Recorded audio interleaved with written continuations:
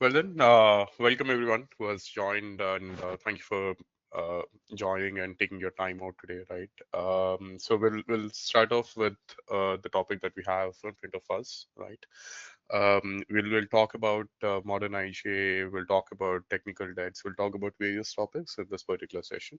Okay, and then we have two great gentlemen joining us on the panel, and we'll kick off then, right? Cool. With that, I'll quickly kind of some housekeeping things, which I believe happens in all the webinars usually. So I'll skip this part. If there are any question and answers, I'm sorry, if there are any questions, please drop your questions in the questions box there. I can't see it myself because I'm sharing, but yeah, please drop in your questions and then we'll pick them up. And try to answer probably at the end of the session, or you can write us an email as well. So our emails are shared in a couple of slides going forward. So you can drop us an email, and then we're happy to get back to you as well. Perfect. Cool. With that, I'll start off with a quick introduction, right? David, from your side, and then we can have our David. So we have two Davids in the webinar today, right? So firstly, David from Saviynt, David Lee. Yeah. Yep. Everybody, my name is David Lee, field CTO here at Saviynt. I've been in identity for over 20 years, and I've sat in just about every seat you can think of. I've been a consultant, I've been a product leader, I've done M&A, so I've worked for startups, big companies, small companies. So I love identity. I've spoken at a number of different conferences, and yeah, happy to talk about all kinds of things here today, technical debt, modern identity. So looking forward to having a great conversation. Awesome. Thanks, David. David Johnson, please. And then not 20 years yet, so 14 years in identity. So I need to catch up there. You need to take a hiatus then, David, so I have time to do so. Yeah, 14 years in identity. Started with the classical identity access management, so the login stuff, and then went into governance along the way, and yeah, was specialized in first authentication, then governance processes, and also did a bit of a tenure in banking and finance together with authentication and governance again, which was quite interesting also on the customer side. And now I am the VP of IGA in for the European part of IC Consult, and I'm happy to have you today. And then Srikanth. Yep. Thanks, David. Myself, Srikanth, I lead the Saviynt practice here at IC Consult. I'm sort of catching up to David Johnson, so I've got about like 13, 14 years of IM experience. Started off with products like One Identity Manager, which is Sachin's favorite, I believe. And no, sorry, my bad. Oracle Identity Analytics, Sun Identity Manager. Yeah. Worked on products which are probably near to extinction right now. And then majority of my working experience has been on Saviynt. I lead the practice here at IC Consult globally. I've been worked on good enough number of products and then carry a good IGA experience overall. Yep. Cool then. So we'll move on. We'll start off with our very first introduction to the topic, right? We'll look into kind of what we are going to discuss today, right? So I'll start off with a very small introduction, right? And then let the panelists talk more about what the upcoming topics, what we have, right? So it's going to be a quite interesting session. We'll talk about, like I said in the start, right? So we'll talk about technical debts, what are the problems with technical debts, how to overcome that, how a modern SaaS solution can offer you a better solution or a good solution in terms of scalability, meeting the current demands, compliance needs, etc. And then we'll also look at some of the differentiating factors that are being brought from Saviynt, right, in the world of modern IGA SaaS solution. So with that, like I'll start off with an opening statement, right? We all know that many organizations rely on kind of older IAM platform, that was built like years ago, right? I mean, often heavily customized to satisfy the needs of the organization, right? And I'm sure that they must have met the compliance requirements back then, but they are sort of becoming a risk day in, day out as we kind of come to the modern era of scalability, cloud first approach, etc. and all, right? What is happening is that like these older solutions, right, they're relying on outdated technologies, hard-coded business logic, lack of interaction flexibility, etc. and all, right? What this is leading to is primarily kind of increasing the attack surface overall, right? Increasing the gaps in governance and making it hard to kind of enforce the access control across that particular organization, right? With that, we'll sort of get into our very first topic, right? Which is probably the very important thing to kind of discuss as well, is the technical debt, right? I'll start off with a question that I wanted to kind of surface to the panelists here, right? Like, what is technical debt like? It looks like in legacy IAM platforms, right, or legacy IAM systems. Why is it such a major challenge to kind of encounter, right? And then, what are your views on this particular topic? So I'll start off with David Lee, and then I'll take the feedback and inputs from David Johnson. David Lee, over to you. Yeah. So when you look at the word technical debt, right, specifically when you talk about IAM systems, you kind of have twofold. One, it's the older technology that you're using. So you're using systems that are built on stacks that are sometimes 20 plus years old from that technology standpoint. So maybe, hopefully you're using technology that's being kept up to date by the actual, provider of that software system itself. So cool, right? And in that case, you're okay. But you have a development team that has to, kind of keep up with the custom code that you've put on top of that stack. So you've got two things that you're dealing with. One, you're getting updates from the manufacturer, so hopefully they're keeping up with that. But then any custom thing that you put on top of that and decisions that you've made, you've got that debt, right? So there's one.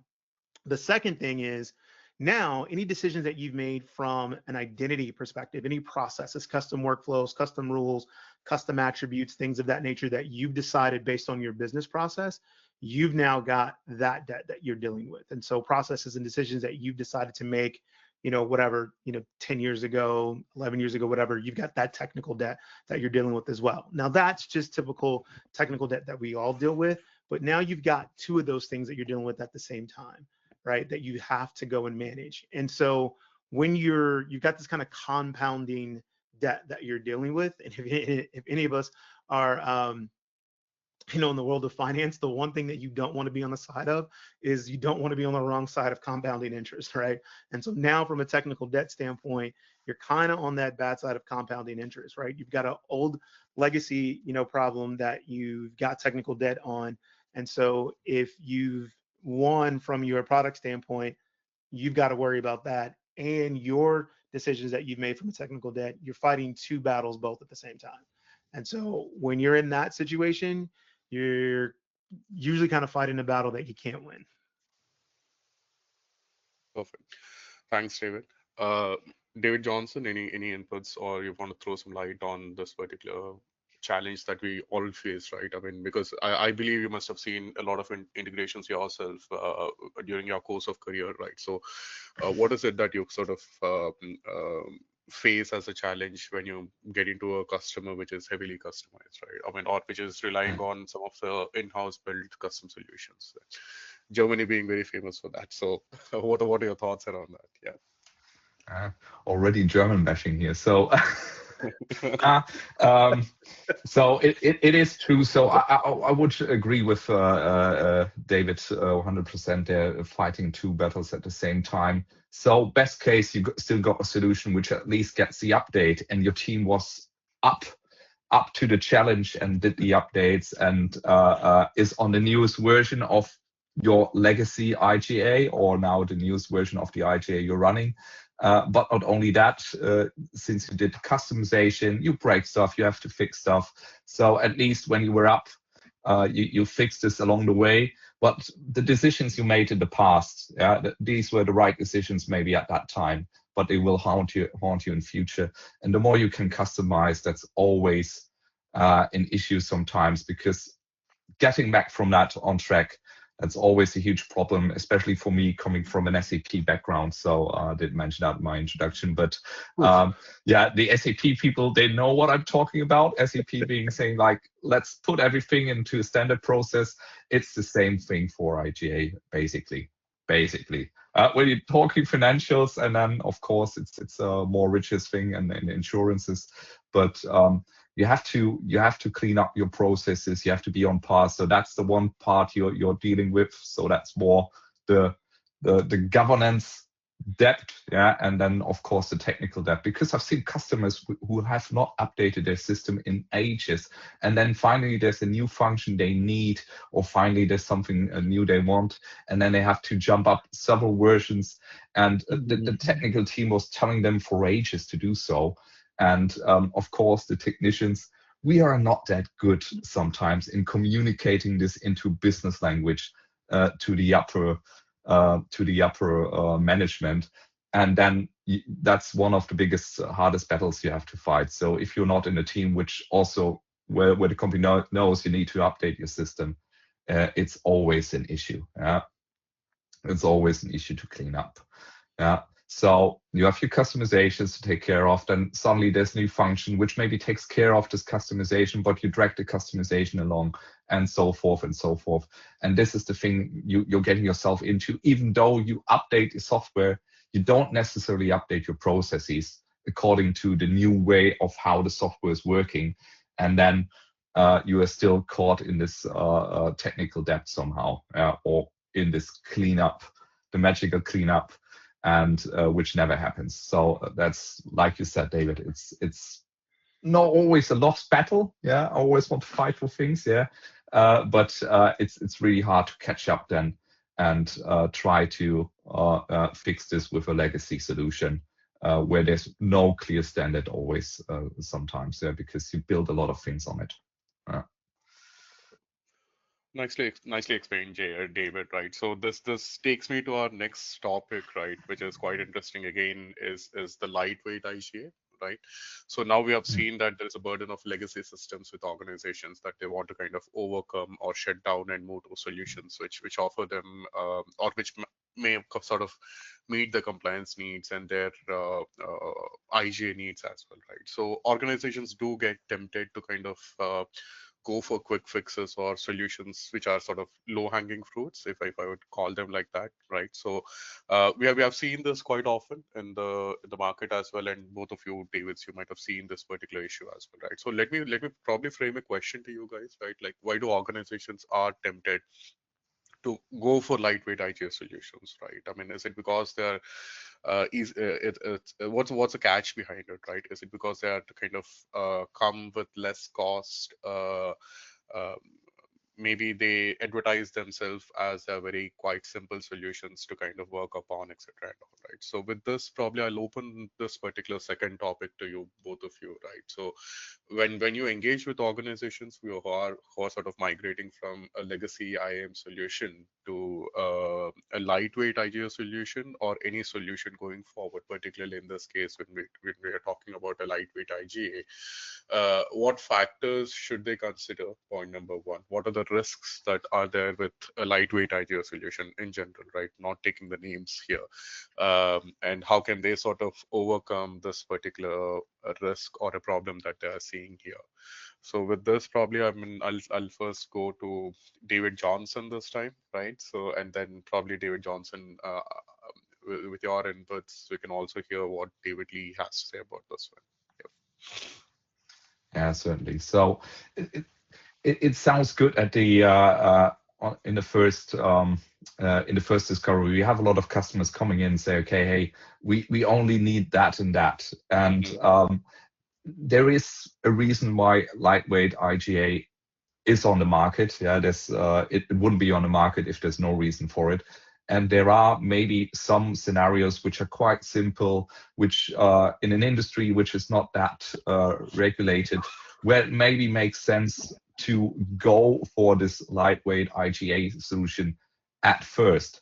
Yeah. But what you have to look out for is, how do you plan your exit strategy? So there are always new laws on the horizons. There's always new requirements on the horizon. So what was looking fine at first, I've seen a lot of companies, also in Germany actually, which is using a cloud solution, which the processes worked fine at first. So they had a good solution and everything. So it was low key, it was working, but then suddenly new regulation struck friendly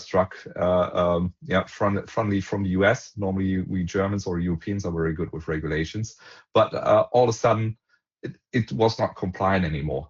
Yeah, and there was then this trap. So how do we switch there? How can we implement this? And there was no way of doing this with the software. So that's the point where you maybe have to step up and go for a real solution. And if you already built your processes on the on a lightweight IGA solution, there's it means you have to, best case, if you have simple processes, it will not be like completely trying to move a legacy IGA to a new modern SaaS solution, but still there will be some work involved. So what you saved at the beginning, so maybe 2 years and you were up and running quite quickly, then goes into another 2 years of moving from that product to a product which can solve your issue and your regulatory requirements. And also you have to run those products in parallel at the same time, pay for them at the same time. So you should really think about, does it really fit my needs, or do I really need to do IGA? When it comes to authentication, I'm fine with easy solutions. You can still change it then later on. It can also have complex authentication workflows, especially when it comes to customer management. But for let's say for normal workforce, if you're a smaller company, that's fine. But as soon as you go into a governance area, you should stick with a product already where you know in future you can enhance this and then meet regulatory requirements if you need to. And that's the wrong thinking. Saving at the beginning, but at the end you did not save any money. No, you got another 2 years of migrations plus running 2 products in parallel, because the new product will cost license cost, the old product will cost license cost, and the old product might make it really, really hard for you to switch, because how motivated are they to help you with migrating to the competitor? Yeah. So I went a bit off script there, but yeah, it is how it is, and it is how I've seen it out there. And it can really be really hard. And I also saw some vendors then charging up license costs. So there's a lot out there when you go for the lightweight, and later on it will cost you dearly. So over to you, David. Yeah, sorry for going off script. Don't worry, I will do it again in the next segment. All right. So, okay.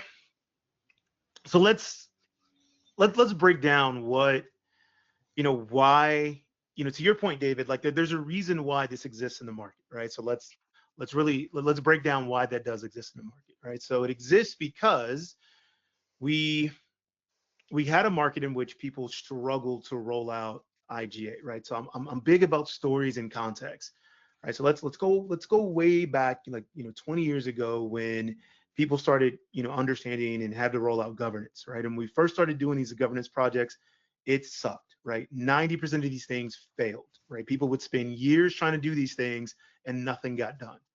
And so identity governance projects got this track record of like, I'm about to spend millions of dollars and nothing's going to get done. And so they didn't want to do them. And then it started to get better, but they became known as these projects that were just money holes. Like, so executives like, we're just going to throw money down, this drain, and nothing's ever going to get done. Nothing's ever going to get done. And so finally we started to get to the point where we were starting to see success, but people were just like, man, I don't know, right? I don't know if I want to do identity because it's this big complex thing. I got to spend all this money. We got to connect all these things. And it's, wow, it is not something I really want to do, right? So fast forward now, we're at this age where we're at this stage where it's like, okay, well, we've kind of gone through that. We kind of understand it. Whew, man, I don't know if I want to go through that again, right? So now we have this next generation of leaders or people who've gone through it before. And now we're saying, okay, these technologies are kind of getting older. I got to go redo it. So we've either got leaders who've been through it before or new leaders who came up and saw that. And now you got these vendors going, hey, man, listen, you don't want to go through all that again, right?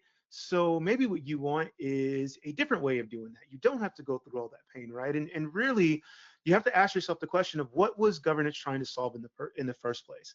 And two things need to happen when you look at that. As a customer, you need to ask yourself, what am I trying to govern? And David, you brought up something very key. It comes down to like, you have to understand what you're regulated against, right? So if you're very heavily regulated, you've got to answer to auditors, either internally or externally, and what you have to answer to is going to drive to the level of depth of what you have to respond to, right? And so that's going to determine whether or not, quote unquote, lightweight works for you and to the extent of what that is, right? So then you're looking at a solution and going, all right, well, either this is going to work for me or it's not. And so if you don't have the capability to look forward and go, well, if it's only going to show me this level of entitlement, or if it's only going to show me this level of depth, then that's not going to be my audit requirements. It doesn't matter if I can get this up in 5 days, 10 days, or whatever, because I'm not going to be able to pass that audit. And I have to be able to look and forecast and say, it doesn't matter if you can get me up and running 60 days this year. Next year, if my auditor comes back and says, I need this level of detail, I got to be able to do that, right? So you have to be able to look around and see whether or not your auditor says this, look across your industry. So you got to be able to know and say, like, can I say, right? Because when you're making these investments and you're looking at this, right, this isn't just your solution for 1 year. Most identity projects, you have them in there for 2, 3, 5. Actually, to be honest, it's a 7 to 10 year deal that you're making here.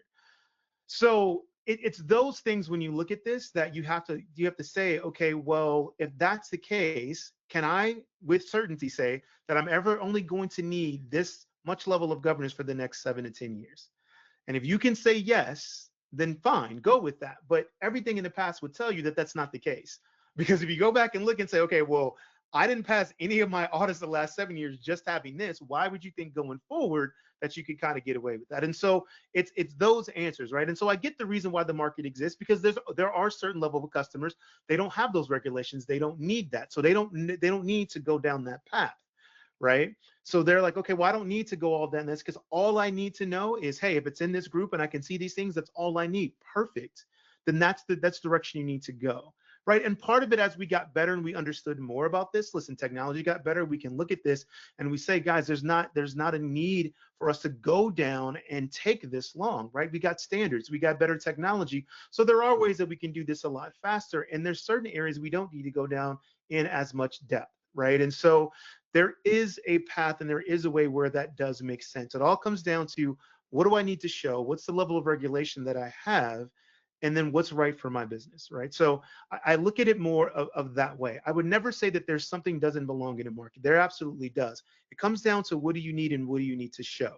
But absolutely, to your point, David, it's about, as a customer, you have to look and say, what do I need to know? Because I'm not making a decision for this year. I'm making a decision for multiple years.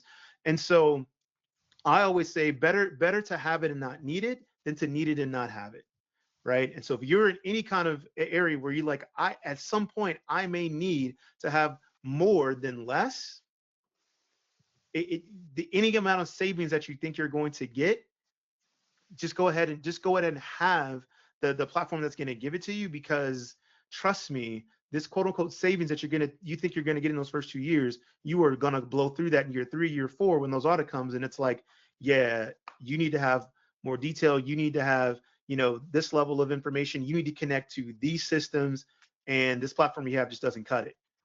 Great. Now you got to migrate, to your point, David. So now I got to go buy this new licenses. Now I'm migrating over here. Now I'm paying, 2 different vendors. Now I'm paying services to go and migrate over.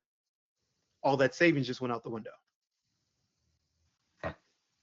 And that's the story you also need to tell, especially for the technicians. I don't have to maybe tell the business people, but that happens a lot. So it's short-term thinking, And I know it's really hard, especially if you want to look at the numbers, but you have to make sure that you try to calculate the long term and highlight this risk, because that often, in my opinion, of course, my opinion, I can't look into the past and then say, okay, maybe that thing would have went otherwise, but it's always short-term solutions sometimes. And I also saw this in financial sectors. And then later on, when you went down that path, you saw, okay, oh, we made a whoopsie there, and it cost a lot of money to really, really clean this up again and get it on the straight path. That's all I have to say to that one then. So Perfect. Yep. Thank you, gentlemen. yeah. This actually kind of takes me to a very interesting topic, right? So we discussed about the shortfalls. We discussed about like the problems with the lightweight IGA solutions which are there in the market, for example, or why customers should probably not go for quick fixes or the low-hanging fruits rather than kind of concentrate on solutions that provide a wider perspective or kind of solve bigger problems in the market or what they have currently, right? So uh, very importantly, I mean, we discussed about problems. Now we're kind of I need your inputs to kind of throw some light on how modern solutions are going to kind of encounter this particular challenges or fix this particular problems, right? So there was a very nice point which David Lee has kind of talked about, right? The environments which were there in kind of 20 years ago or 10, 15 years ago, there were sort of legacy environments, right? I mean, we have seen products, or at least when I started off my career, right? I mean, we have seen products which were built and were running on very static environments. I would rather put it like that, right? Majorly built for on-prem applications or on-prem systems, relatively working on a small-scale workforce identity or lighter user groups rather, right? And then the reality has changed right now, right? So when we talk to customers right now, both the Davids, right? And you must be kind of getting these questions or getting to see the as is environment of the customer, right? So in this particular era, right? I mean, people are talking about cloud approach, cloud adaption, scalability, managing third parties, remote access, and whatnot, right? So, um, uh, so when such kind of challenges do come, right, in this particular modern era, which are not there or which were not recognized back then when the legacy IAM systems were built, right? How do you think the modern solutions can particularly solve this particular problem what we have in the market, right? That's where I believe a solution like Saviynt and others do come into picture, right? And I think it's very important to kind of talk about the elephant in the room right now, right? Both the David. So throw some light from your side on the challenges in this particular transition from going from a legacy IAM model or legacy IAM environment to the current as is, wherein I talked about, wherein we are scaling a lot of, we are seeing a lot of a dynamic workforce happening, a lot of complex integrations coming into picture. The environment of the customer is not what it is like previously, right? So I'll start off with this particular question to probably David Lee, right? How does a modern SaaS solution, right, or a modern SaaS IAM platform solve these particular problems here? David, David Lee, over to you. Yeah. Yeah. So I'll start in by contrasting like the two environments, but what we had before and what we have today, right? So before in legacy, like everything was on prem, right? You had on prem custom applications, and we had the workforce mainly was all secured within the perimeter. Everybody came into an office, everybody was secured by a network, and then when I provisioned you an account, I knew you were an account because it was an Active Directory account in a particular network, right? And everybody kind of VPN in, and I knew if you were on a network, that was the account. It was pretty simple, right?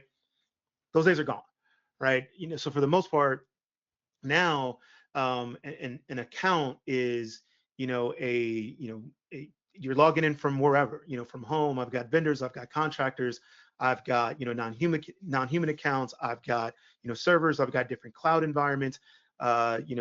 Businesses have multiple clouds, right? AWS, Google, Oracle, like all of them. It is, when you talk about the scale of identities and accounts and access that organizations have, it is, I would say, probably anywhere from like 40 to 50x what it was before, right? And what I mean by that is like the actual identities. So before, you would say, for each quote unquote like human identity, it was like maybe 1 to 5, meaning you had like a user account, maybe a server's account, and a contract or something like that. That is so far gone now between, innate, non-human accounts and service accounts and credentials and all these things. And all these things have to be managed and are dynamically being like, provisioned and deprovisioned every single time. And the ability to control and see that life cycle is very scarce for most organizations. And so modern systems now and SaaS platforms have to be able to connect to that, see that, and control the entire life cycle. And not only give visibility into that and be able to manage the life cycle. So JML, I mean, that's just table stakes, right? So joiner, mover, lever over all of that. But now to be able to report and give the visibility on that and be able to understand and give context to say, okay, but what does this actually mean, right? So what does it mean that David has access to this account and this entitlement, and what does that give him access to within this organization, right? So David has access to this group, which gives him access to this AWS account, which then gives him access to what? These credentials, these API keys, all of this stuff is connected. And what does this mean? Because that's the world we now live in today, right? And so the ability to be able to show that, right? It's this deferred access. It's past those entitlements and bring all that into visualization is so key right now. And to be able to automate most of this stuff, because to give this to an identity team and go, yeah, here you go, like go manage this is no, right? And then on a certification cycle to be able to manually put all that. And so where we're moving to now, like the platform's capability to be able to help administrators put this together, put things in front of users using automation and AI to recommend stuff and say, based on analytics and things, here's what we see, right? Whether it's, smart reviews, smart, access requests to be able to give context to a lot of things that they see, because human beings are bad at data. That's why we created computers in the first place, right? We created computers to do calculations, right? This isn't me like pitching anything. This is just simple history. People go back and look at it. The first time we created a computer because we couldn't do math, right? We wanted it to make calculations for us. Then we built algorithms, and then we did neural networks, all these things to create calculations for us. And so now when we look at things such as like access and graphs, this is the reason why we created this. And so we want to give it these algorithms, say we have all these access, we have all these things. So help me figure out what this means, right? Tell me, like, if I have all these identities and all these different access, tell me what I should be doing with this. Suggest to me how this looks. And so when you have modern platforms now to help users be able to understand this, because what we've done in the past is we said, okay, we're going to take a manager, right, whose job it is, which is to manage and run the business. And we thought it was a good idea to go, oh, let's go tell this manager, right, here's 1,000 entitlements. Yeah, go tell us whether or not it's a good idea this person should have it. Okay, they don't know. And so what are they going to do? Yes, yes, yes, yes, yes, yes, yes. Next. Why? Because they're going to go do whatever it is they need to do, right? And then every quarter or every day or whatever your cycle is, when you have to go put it in front of them, what are they going to continue to do? Sure, whatever. They don't know what that stuff means. So we had to start putting things in front of them that goes, okay, hey, listen, based on your organization and based on usage patterns, here's what we think should be approved. Oh, and here's why. Because 87% of the users in your organization already have this. This is the trust score. Here's why the trust score. And here's all the reasons why we think this is access. Now they have context. Oh, by the way, this is what this entitlement is. It goes to this application. This is what this means within your organization. Oh, okay, that makes sense. Yes, absolutely. Oh, hey, this person shouldn't have this access. Here's why we think this is actually privileged access within AWS. Oh, by the way, nobody else in your organization has this access. This is admin and it's a SOX app, and we don't think this person should have this. So if you approve this, like, you really need to tell us why. Oh yeah, I don't think I want to do that. Now that's a much better experience for this manager, because now they're looking at this and going, all right, yeah, I don't think this should happen. That's a much better experience. And these are type of things that your modern platform should be doing, because we have to get our identity teams away from being stuck with administrative tasks and into getting to security tasks, because it's past a moniker now. Like, identity truly is security now, because identities are the central point of how anybody is getting access into these systems. We have to now look at identity and go, okay, based on this, what does this identity have access to? identity teams now have to be looking at this and going, what is this identity and what does this access mean to my organization? And to be able to do that, we can't have identity teams being stuck on going, oh, I still got to go figure out how to onboard this application. I got to get ready for the certification. I got to go run around and figure out how, no. All that stuff's got to be done. They got to be looking and running reports and going, hey, I got these identities. They've got this much blast radius. What do we need to be doing? This is what it means to this organization. And these are our riskiest users. Oh, CISO, how do we need to be addressing this? That's where we need to be moving identity teams to. So there we go. And then even regulators, I'll jump in right to that topic. So regulators now are really jumping onto this bandwagon. So in the past, it was like, okay, we just recertified everything. Yeah? We recertified the whole organization. Everything is fine. Yeah, and it's just the big old check mark. Everything's done. And that's one thing of the what these modern solutions are doing. So they finally offer you some features. That's also one of the biggest benefits. So you get really the newest features. You can react faster to the market. You don't have to install an update or wait for the vendor to update it. It's automatically there. It's just like a subscription you're running anyway, and you get the modern features on top because you have to compete with the market. So Saviynt, of course, has to compete with the market. So you're offering the new solutions, that what is needed right away, and pushing it to the product rather than like with an on-premise solution, you're sometimes stuck. So we now we have products for on-premise systems doing the AI stuff. You don't need that with Saviynt because you can just build that in. Yeah, and that's one of the biggest benefits. You always get the newest version, and that's also what I've seen in my time in Switzerland, for example. So it's a prime example here with legacy software and new modern SaaS software. The mind shift you have to do. Yeah. Yep. So of course, introducing a new solution is always a chance to make processes better. So if you just want to copy your process one by one, I don't think I have to say that. Then why did you get a new product? Yeah, it's a good start to start the conversation and not we always done it this way. So why are you doing this? Yeah, so the why and then fix it.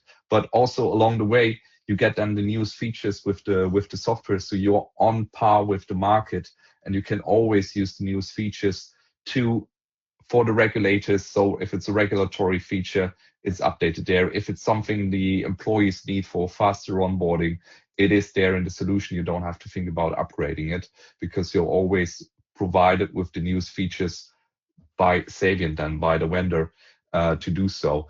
And that's a mind shift you have to do in your head when you were using legacy IGA software before, now going to a SaaS solution. It was the same in my time when I was over in the financial banking industry for another product. So they were selling that software still like an on-premise solution, and we had like a bazillion versions out there. And there it was more a technical job I did. So we had a lot of bug fixing, we had a lot of checking that everything is working in each version, and it costs a fortune. So why not offer always the newest version? There's only one version, that's the newest version, and that's the one we support with all the features. And that's what's really helping your team to shift from being a totally technical team, so working with computers, to working with human beings, because that's actually what we now do in IGA. We don't only work with technical problems. We're working more with people now, with managers, with people who have nothing to do with IGA, which don't even know what IGA means. And trust me, they even don't want to know. They just want to work. Yeah, and that's the biggest. That's the point which you always have to think about. Yeah, so they just want to work. We have to offer them a simple solution. That's just a tool you need to use, and it has to feel natural. And that's where a SaaS solution can really help your team to get away from this technical burden and then focus on the governance process, because there are industries that are efficiency driven. They are usually lean and it's nice and you have a fast onboarding. And there are industries like banking, financials, insurance, which is really, really regulated. So you have to do that. And then 10 people have to approve this. So you finally get your access.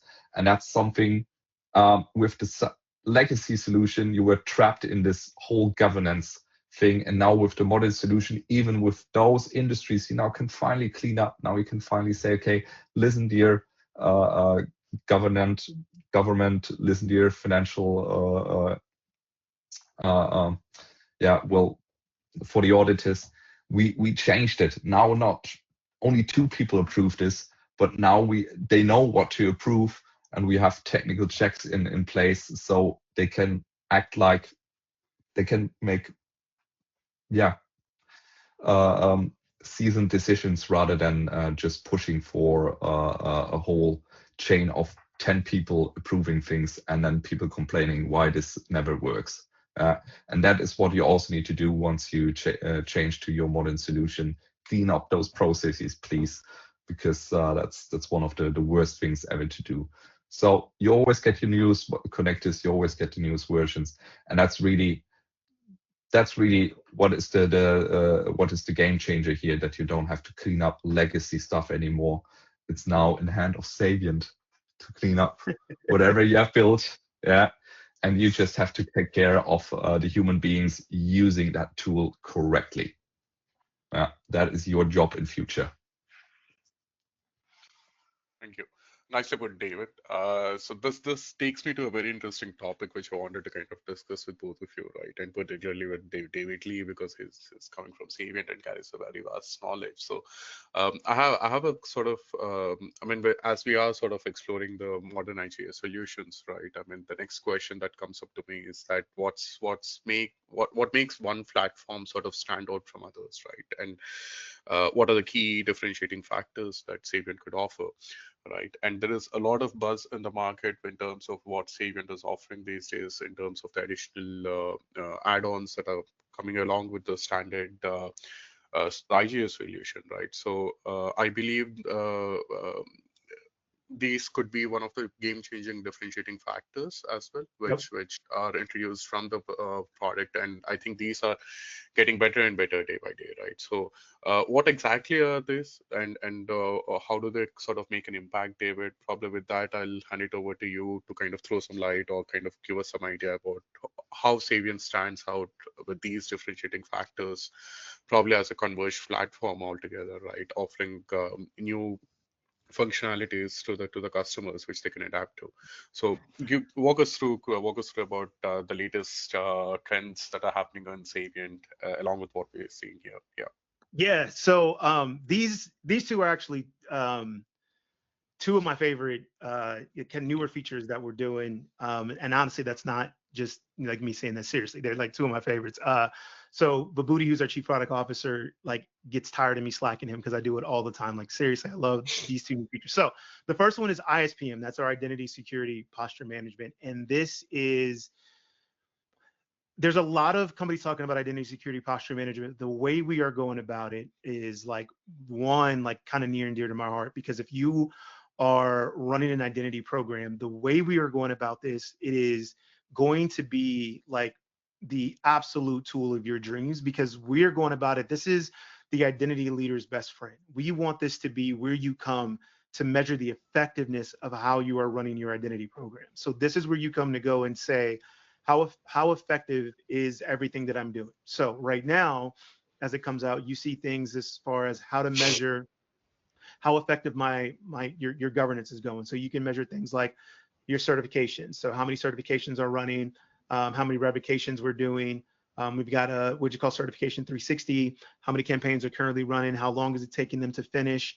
What tasks are currently running? When those certifications are being done? How many certifications, revocations are being done? How many of those things are then being reassigned back?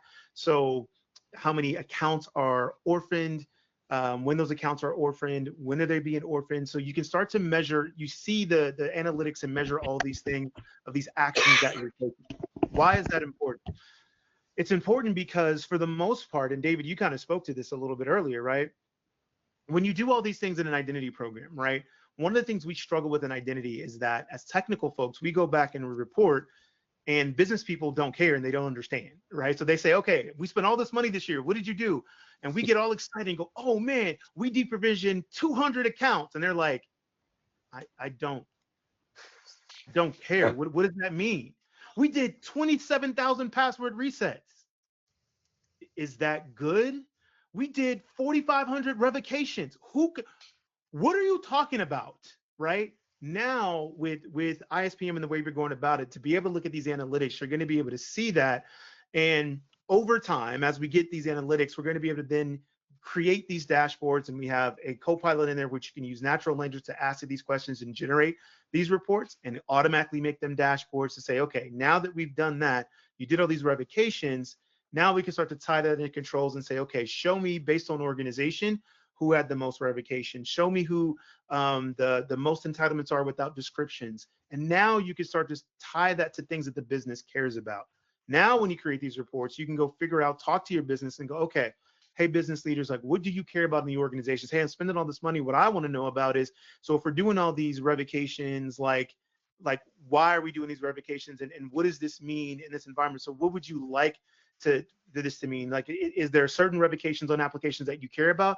Yeah, I want to know if we're revoking access. Tell me about XYZ application because that one's costing us the most money. Cool, I'll start tracking that. And now when you go look at the revocations, you can come in and go, tell me all the revocations we're doing on an XYZ application. Boom, already reported for you. Now you can track it in ISPM. There's a dashboard on there. And now you can go take that dashboard to your business leader and go, hey, every quarter, yeah, we did this many revocations on this one, and send that report to your business leader and say, every quarter we're doing this. And now you can say, listen, let's start tracking how many dollars it's saving you, whatever that is to your business user. But now you have reports that you can put on your ISPM dashboard that you can start having this conversation with. And we're going to continue to grow that over time. And it's got tons of more analytics besides that. Obviously, we're going to dig into more things from a security perspective too. There's also things for NHI that we're doing within there as well. You can see, you can track credentials, you can track AWS machines, accounts, everything that's in there. So that's ISPM. It's really awesome as far as being able to understand from a security perspective, what does all this access mean within your environment? The other one is MCP. So Model Context Protocol is, think of that if you're into and you've been researching kind of AI, the easiest way to explain it is think of MCP as the API layer for AI and AI agents. It's how you can get AI agents to talk to each other. So I won't bore all you guys with like all the context behind that, but just really think of it as an API layer for AI agents and how they talk to each other. So we have an MCP server that sits in front of Saviynt. And so what this means is you can take any AI agent, any AI client, so even like Claude or Perplexity, so anything that allows MCP, and now you can sit that in front of and talk to Saviynt. And what this means is, so this is something that you can do if you have Saviynt. You can take something like Claude, connect it to an MCP server, and now from Claude, simple prompts like, hey, tell me about all the entitlements that I have access to within Saviynt. Boom. Simple, regular language prompt, connects into Saviynt, pulls it back up. You can do analysis reports. Hey, I want to run a detailed risk analysis report of all the endpoints within Saviynt. However you want to type it out, and it will go based on the functions that is available within the MCP server, query Saviynt and bring all of that back. So natural language queries, uses that from within Claude, but then accesses Saviynt through the MCP server. What that unlocks is really natural language queries, but also uses the AI functions of Claude, Perplexity, whatever AI client you're using, but then the data from within Saviynt. So now what this unlocks is you can use any AI agent, any LLM, any kind of system, as long as it speaks MCP, and connect that into your Saviynt system. So you've got your identity data, right?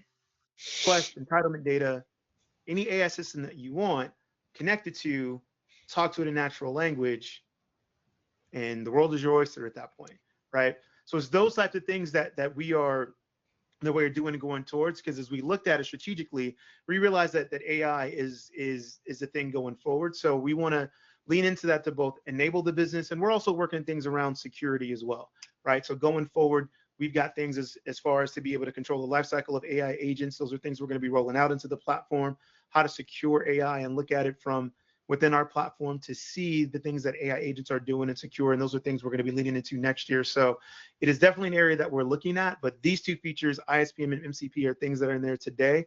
And as you can tell, I get excited about it. These are things that I research all the time, that I talk to our product team about, but definitely really cool stuff that's there. So if you want to know more about it, feel free to reach out to us, and happy to, show you guys demos about that stuff. But yeah, it's really, really cool. So. Fantastic. Thanks, David. David, any remarks or any feedback from your side in terms of the latest functionalities or the features which Saviynt is sort of introducing? How do you take it from a non-Saviynt person, right? I mean, what do you see? Like, how do you see them being useful in the market, right?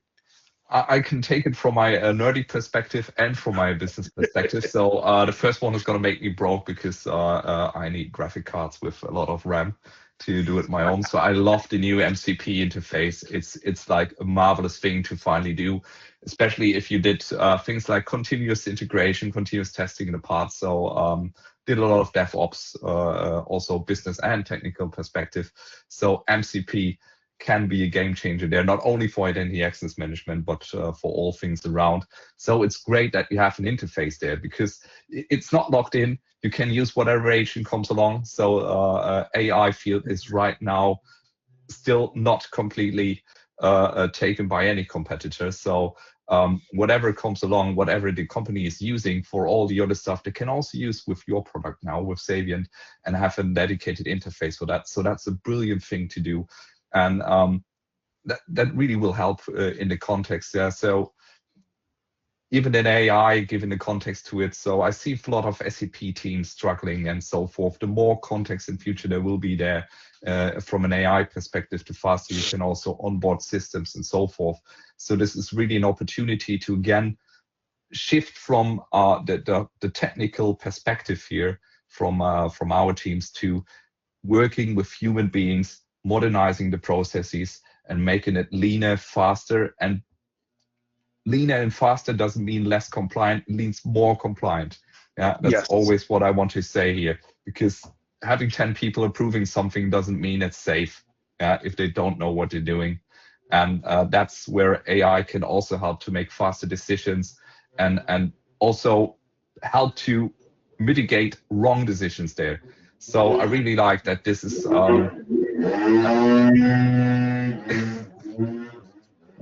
someone driving around there outside.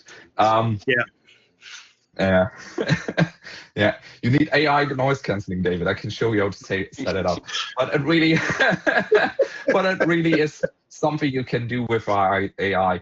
And the last thing with the continuous monitoring, I like to take on that because you need to work with data. You need to show your business what's going on there because that's always the biggest problem for our technicians sometimes. Like we did a brilliant thing, but nobody know what we actually achieved there and how to fix it. And I also I can still remember a workforce management project back in the days, and the technical team did not work with data.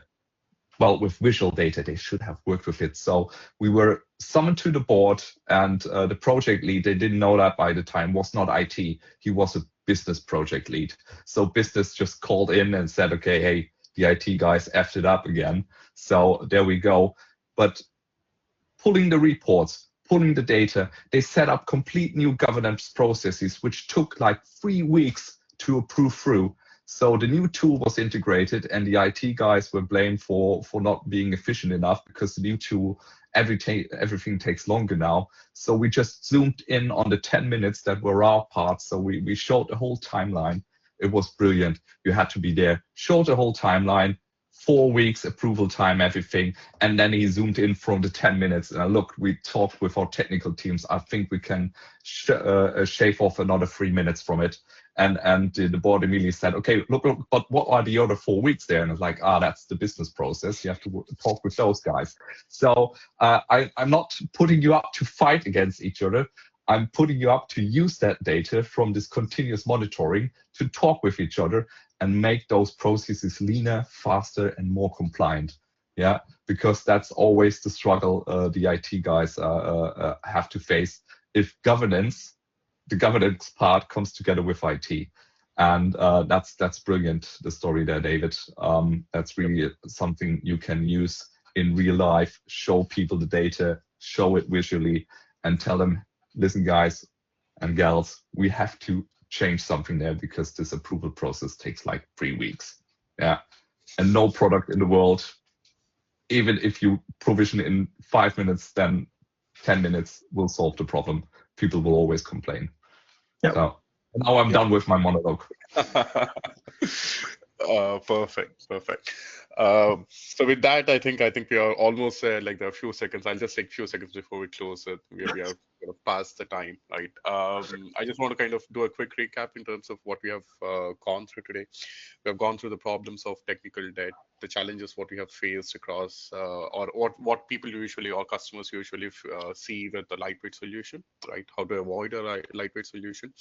And there were great insights provided by both David Johnson and David Lee in that particular context, right? We have also transitioned from a problem to a solution as well, right? How modern solutions like Saviynt will be very useful in terms of meeting your compliance needs and also the requirements of the enterprise altogether, right? To implement or to monitor and also govern the life cycle of a user. So, right. So with that, I would just probably wrap up right now. I would still love to continue, but again, with that being conscious about the time, right? So in essence, I mean, a modern IGA solution is built to meet the problems of today. I mean, that's what I feel, rather than just putting some patches across yesterday's architecture, right? With that, thank you so much, everybody, for joining. Thank you both, David Lee and David Johnson, for your time and insights, right? So any questions, concerns? I'm not sure. I could not check the questions box there, but if there are any questions, anything that you would like to discuss, you can feel free to kind of shoot an email to us. I'll let the slide be here for a few seconds, and then we can wrap up. Yeah. Any closing remarks, gentlemen, from both your side, David Lee and David Johnson, before we say goodbye to our guests? Nope. Appreciate you guys joining. Have a great day.